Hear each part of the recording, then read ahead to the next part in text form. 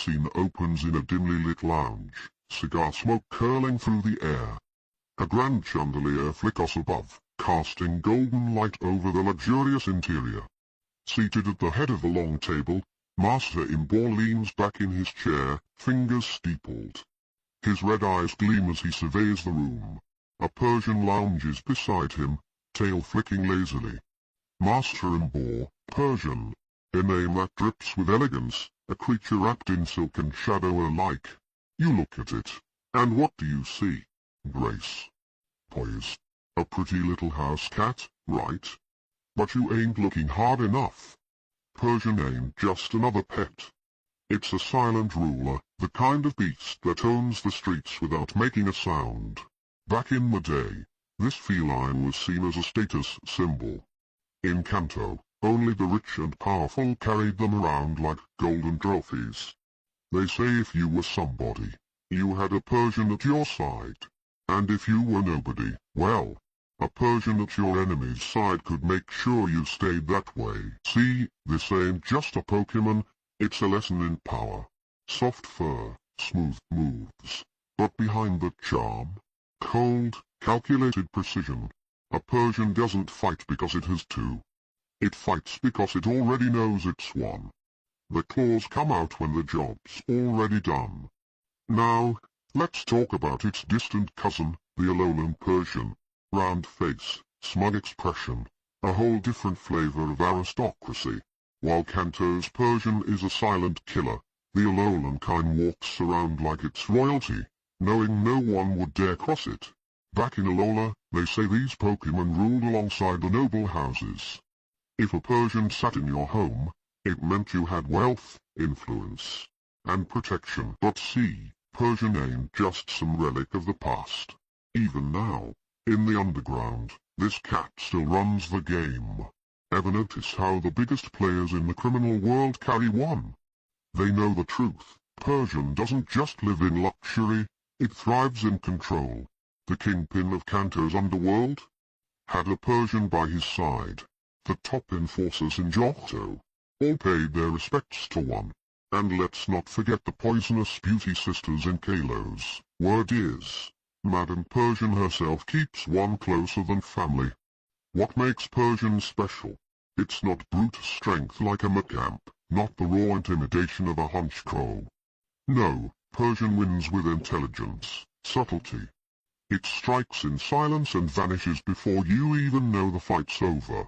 It knows how to command without words, how to bend others to its will without raising a single claw. And if you don't respect that, well, Persian might just remind you why the quiet ones are the most dangerous.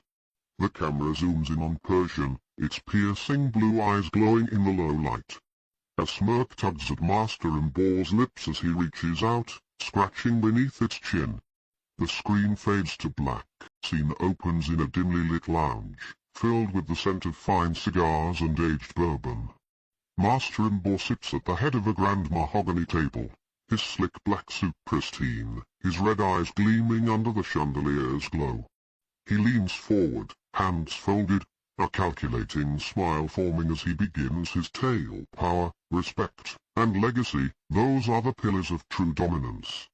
And there ain't no Pokemon that embodies all three better than Houndoom. Listen close, 'cause what I'm about to tell you ain't just a history lesson. It's the truth, buried deep in the ashes of the past. A flick of his wrist, and a Houndoom silently pads into the room, its molten breath sending a ripple of heat through the air. The flames on its back flicker like living embers, their glow reflecting in Master Imbor's ever-watchful gaze. The myth and fear of the hellhound centuries ago. People spoke in hushed whispers about hellhounds, great beasts with charred fur and flaming eyes, dragging lost souls into the abyss. Houndoom, my dear friends, is the living embodiment of those legends. You hear its howl in the dead of night, and it ain't just a sound, it's a promise of doom. Back in the old days, soldiers feared these beasts, thinking their fire was a curse from the underworld itself. A low, guttural growl rumbles from the Houndoom at his side, as if echoing the weight of his words. Fire ain't just destruction, it's power, it's rebirth. Houndoom's flames don't just burn, they scar the soul. Ever heard the phrase scorched for eternity? That's Houndoom's doing. Those who get burned by it never forget the pain. That ain't just science. That's fear woven into history. The pack mentality, loyalty or control. Houndoom ain't some lone wolf. It thrives in a pack. They move together, hunt together, and if you ain't careful, they'll tear apart anything that dares step into their domain. There's a lesson in that. Power ain't just about brute force, it's about unity. About understanding the battlefield. A well-organized pack of Houndooms is more dangerous than a single reckless beast. Master Imbo pauses, swirling a glass of whiskey in his hand, his eyes dark and knowing. You see, in my world, the underbelly of Paul Deer and Kalos, having the right pack means everything. You let one member get out of line, the whole operation crumbles. Houndoom, like any good boss, enforces order with an iron fang. Loyalty ain't given. It's earned through fire and discipline. Ties to the ancient world. You think Houndoom just popped up one day, huh? Think again. Ancient warriors used them in battle, branding their foes with their eternal fire. Old scripts from Kalos tell tales of warlords who unleashed Houndooms on the battlefield. Their enemies fleeing before the infernal hounds could lay waste to their ranks. Some say even the Xolotlora culture had their own stories of fire-branded canines, protectors of the forgotten ways. He leans back, a flicker of amusement playing on his lips. History's funny like that. What was once feared becomes a symbol of strength. Just like me, just like this empire I've built. Power ain't just about what you take. It's about what you make others believe. And when the flames of Houndoom rise, you best believe something's about to burn. Master Imbo finishes his drink, setting the glass down with a soft clink. His Houndoom lets out a slow, smouldering breath, its fangs glinting in the low light. So tell me, after hearing this, do you see Houndoom as a monster, or as a king?